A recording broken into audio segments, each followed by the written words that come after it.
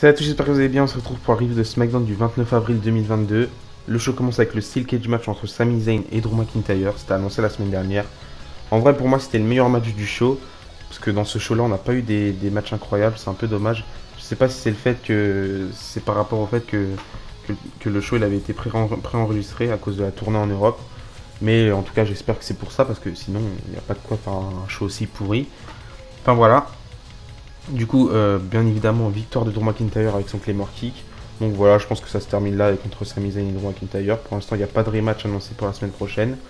Et je pense que Drew McIntyre partira sur un autre programme, mais ça, on y reviendra un peu plus tard. Directement après, on a le match pour le titre intercontinental entre Ricochet et Shanky. Là aussi, match pourri, c'était catastrophique. Heureusement que Ricochet il est là dans le match pour redorer un petit peu le in-ring parce que c'était pas possible, c'était nul. Et du coup, victoire de Ricochet avec son. Il a fait une sorte de sunset flip bizarre qui se termine en roll-up pour remporter le match. Du coup, il conserve son titre intercontinental. Et j'espère vraiment que ce règne qu'il fait actuellement, Ricochet, ça va le propulser vers le main event par la suite. En tout cas, je lui souhaite. Juste après, on a eu le premier match dans le main roster de Raquel Rodriguez. Elle a affronté Kat Cardoza, je crois que c'est une catcheuse locale.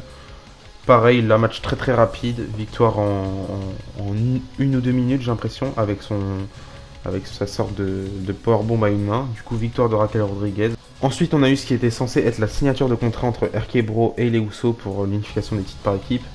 Mais à la fin, c'était chaotique et c'était le bordel dans le ring. Ils se battaient. RK Bro a pris l'avantage.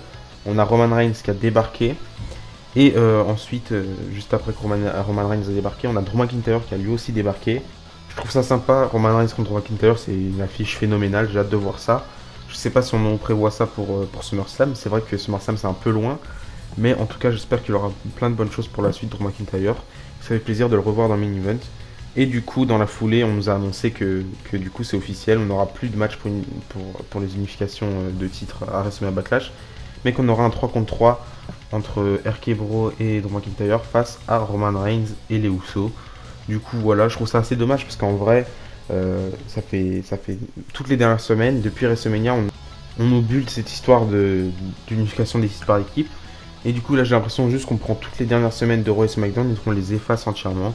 Donc, je trouve ça assez dommage, même si en vrai, on s'en fout un petit peu d'unifier les titres. Juste après ça, on a eu un match qui n'était pas ouf non plus. Naomi contre Shayna Baszler, match en simple. Match très rapide, en plus, finish assez bizarre. Encore une fois, un roll-up. J'ai l'impression qu'il n'y a que des roll-up dans ce SmackDown. C'était catastrophique. Donc, victoire de Naomi, et je suppose que ça mène tout ça. Je m'en fous un petit peu de la division par équipe féminine et de la division par équipe tout court d'ailleurs actuellement, enfin surtout du côté de SmackDown.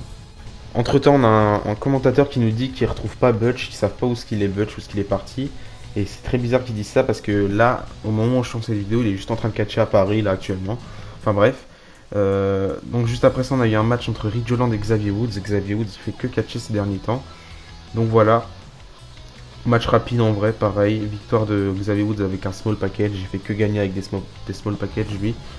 Et dans la foulée, on a eu Sheamus contre Kofi Kingston. Ça fait longtemps que je n'ai pas vu Kofi Kingston catcher personnellement. Enfin, la dernière fois, c'était pas Mania. Si à Mania, bah voilà, c'était il y a presque un mois. Donc voilà, Sheamus contre Kofi Kingston, victoire de Sheamus avec un bro kick à la fin. Match très très court aussi. C'était deux matchs très très courts. J'ai l'impression que dans ce round, on nous a mis plein de matchs random comme ça. On les a calés, intercalés. Et enfin, on passe au main event. Il y avait deux matchs d'ailleurs dans le main event parce que c'était un Beat the Clock Challenge. Je trouve ça pas ouf moi du tout les Beat the Clock Challenge. Je trouve que dans l'idée ça reste bien, mais il n'y a pas de suspense en vrai. Le seul suspense c'est le temps, c'est le chrono.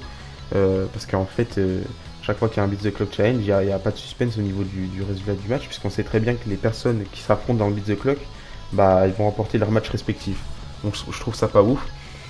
Je vais pas vous expliquer c'est quoi le principe d'un Beat the Clock Challenge. La plupart je pense que vous le savez, mais c'est compliqué à expliquer. J'arrive pas à l'expliquer correctement. Enfin bref. Le premier match c'était Ronda Rousey contre Shotzi Blackheart. Ça faisait longtemps qu'on l'avait pas vu d'ailleurs Shotzi. Et du coup là comme je vous ai dit, là c'était sûr que Ronda Rousey allait gagner puisque c'était un Beat the Clock Challenge. Et du coup on a une victoire de Ronda Rousey comme prévu. Elle a gagné en 1 minute 41 je crois. 1 minute 40 ou 1 minute 41 je sais plus du tout. Et elle a remporté son match avec son ankle lock. Donc une soumission. D'ailleurs ça fait bizarre de voir Ronda Rousey faire des ankle lock. C'est sympa je trouve comme nouvelle soumission mais ça fait bizarre. Donc voilà. Et maintenant, dernier match, c'est Charlotte Flair contre Aliyah. Elle doit battre du coup le temps de Ronda Rousey. Du coup, elle doit battre Aliyah en moins d'une minute 41. Mais malheureusement, elle n'a pas réussi. Elle a gagné en 1 minute 50 plus ou moins, je sais pas trop. Mais du coup, elle a réussi à faire taper Alia. Mais trop tard, du coup, c'est Ronda Rousey qui remporte le Beat the Clock Challenge. Et c'est comme ça que ça se termine. À la fin, Charlotte Flair, elle va attaquer Drew Gulak parce que Drew Gulak, il s'occupait. Il est stagiaire en fait, Drew Gulak. Il s'occupait de la cloche cette semaine. Et il a sonné la cloche un peu trop tard. Du coup, Charlotte Flair a perdu.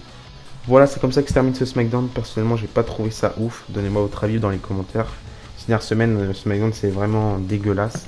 Je préfère largement Raw. D'ailleurs, la preuve, c'est que ma review de SmackDown, là, elle a duré moins de temps que d'habitude. Enfin voilà, donnez-moi votre avis dans les commentaires par rapport à ça.